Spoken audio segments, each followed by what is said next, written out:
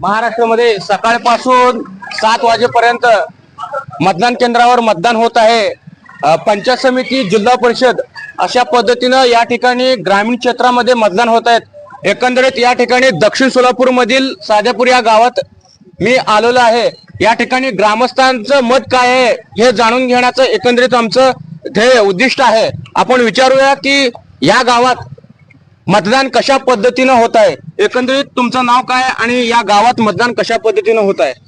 नमस्कार, मी सिद्धराम मल्लिकार्जुन कोळी, ग्रामपंचायत सदस्य।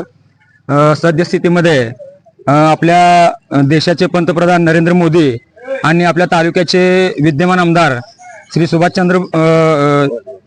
सुभाष देशमुख यांच्या नेतृत्वाखाली आपल्या गावचे नेहा शशिकांत कुपसंगे यांना बहुमतानं निवडून द्यायचा असा सर्व गावकऱ्यांनी निर्णय घेतलेला आहे आणि ते 100% होईल, यामध्ये दुमत नाही।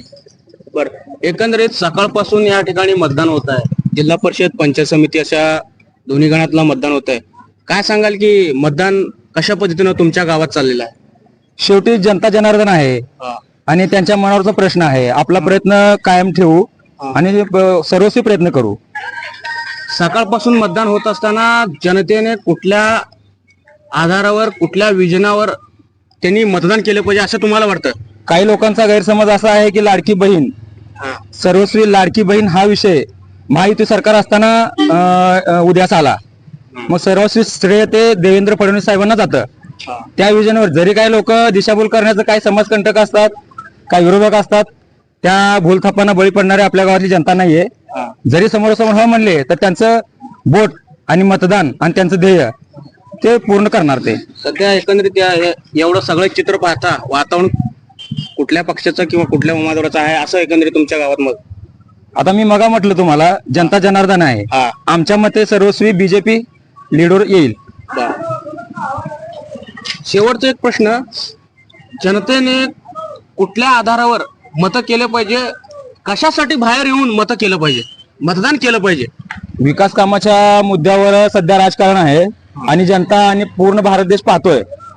सर्व खेडेगावामध्ये रोड होतात, लाडकी बहीण योजना महायुती सरकारमध्ये उद्यास आली आणि सर्वस्वी जनतेपर्यंत लाभ पोहोचावा या दृष्टिकोनातून हे सगळं काम चालू आहे। तुम्ही एकंदरीत काय सांगाल की जनतेने कशाच्या गोष्टीवर आपण मतदान केलं पाहिजे?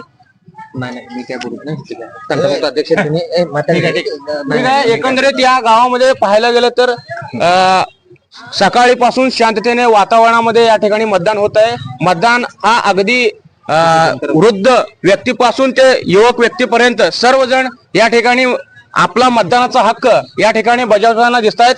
वातावरण वेगवेगळ्या पद्धतीनं या ठिकाणी फिरताना दिसतोय। त्यांचं मत आहे की विकासाचं विजन, विकासाचं ध्येय हे समोर ठेवून सर्वजण मतदान करावं असं एकंदरीत या ठिकाणी चित्र दिसतंय। धन्यवाद।